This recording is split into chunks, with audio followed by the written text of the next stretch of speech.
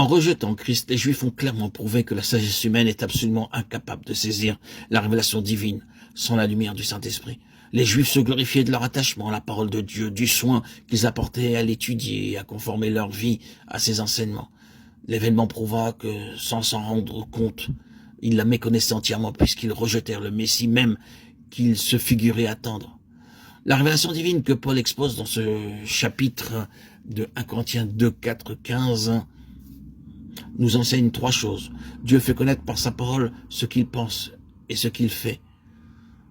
Tout prédicateur chargé d'en transmettre le message ne doit pas se contenter de posséder la vérité, mais doit continuellement recevoir de l'esprit la manière de l'exposer. Et tout auditeur a également besoin d'être éclairé au-dedans de lui pour la recevoir, car ce n'est qu'autant qu'il sera l'homme spirituel vivant de la vie de l'esprit que son intelligence pourra saisir la vérité spirituelle. Par ce contraste entre l'esprit de Dieu et l'esprit du monde, Paul décrit d'abord dans les versets 6-9 la sagesse cachée de Dieu et ses caractères divins. Ensuite, dans les versets 10 à 13, il dit que cette sagesse divine doit être divinement révélée et que la prédication de cette sagesse doit être accompagnée de l'esprit. Il ajoute que ceux qui écoutent la prédication de cette sagesse doivent aussi recevoir l'esprit pour pouvoir la comprendre. Que même le croyant ne saurait la saisir que s'il vit d'une vie spirituelle. Et c'est seulement quand nous avons la pensée de Christ, 1 Corinthiens 2, 16, que nous pouvons comprendre la vérité telle qu'elle se trouve en Jésus-Christ. C'est là de nos jours encore ce que l'Église, ce que chaque croyant a grand besoin d'apprendre et de savoir. À la Réformation, on a reconnu l'insuffisance de la justice de l'homme pour accomplir la loi de Dieu. Dès lors, tous les chrétiens évangéliques ont admis cette vérité, au moins en théorie. Mais l'insuffisance de la sagesse de l'homme est loin d'avoir été si clairement reconnue.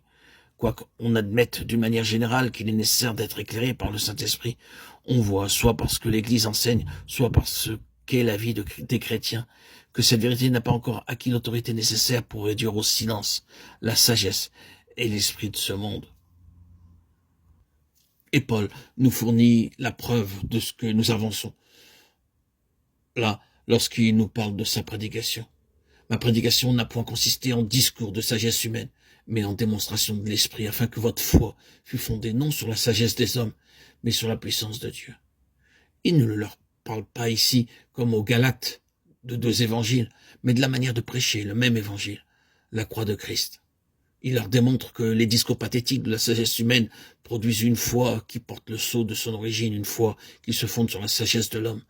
Tant que cette foi-là sera entretenue par les hommes et leurs moyens humains, elle pourra bien paraître prospère à leurs yeux, mais elle sera incapable de résister au jour de l'épreuve. En écoutant prêcher ainsi l'évangile, on pourra bien devenir croyant, mais on ne sera jamais qu'un faible croyant. Tandis que la foi qui naît d'une prédication pleine de vie, de l'esprit et de la puissance de Dieu en reçoit une force divine. Et le croyant qui écoute cette prédication-là est amené par le Saint-Esprit lui-même à regarder au-delà de l'homme qui parle, à se mettre directement en contact avec le Dieu vivant. Et il en reçoit aussitôt une foi qui lui vient de la vertu même de Dieu.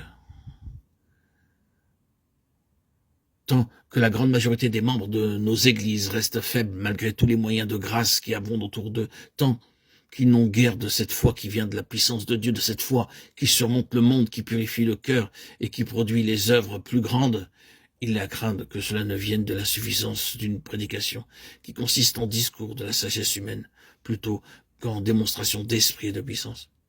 Pour qu'un changement s'opère, soit dans la manière de prêcher, soit dans la manière d'écouter, il faut qu'il s'opère tout d'abord dans la vie individuelle de chacun des croyants.